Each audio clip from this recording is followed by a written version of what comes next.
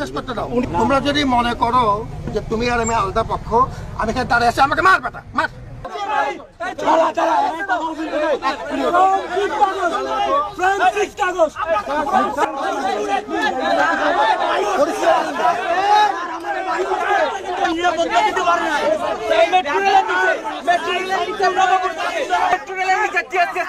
আমি নিজে অভিযান পরিচালনা করছিলাম, আজকে করেছি, কালকে আবার এখানে এসেছে। বিশ্ববিদ্যালয় প্রশাসনকে আমি 5 বারের উপরে জানিয়েছিলাম কি করেছিল।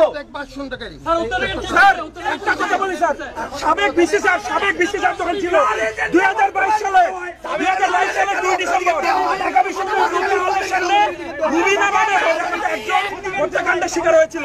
তারপরে আমরা 5 আগস্ট ঢাকা বিশ্ববিদ্যালয়ের সাধারণ শিক্ষার্থীরা আন্দোলন করে সাবেক ভিসির কাছে 11 দফা প্রকাশ করা হয়। তারপরেও সাবেক আখতারুজ্জামান ভিসি কোন পদক্ষেপ নিতে ব্যর্থ হয়। সে আওয়ামী লীগের দোষর ছিল, আওয়ামী লীগের দালাল ছিল, সেই পদক্ষেপ কোনো নেয়নি, কারণ এটা তার বাপের রাস্তা ছিল।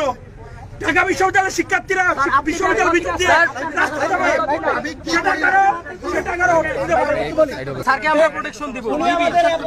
শেষ করতে দাও।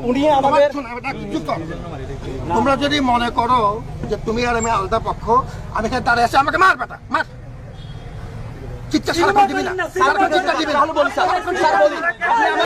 আপনি আজকে সরজমিনে থিয়েটার দেখে আসেন আমাদের সঙ্গে। স্যার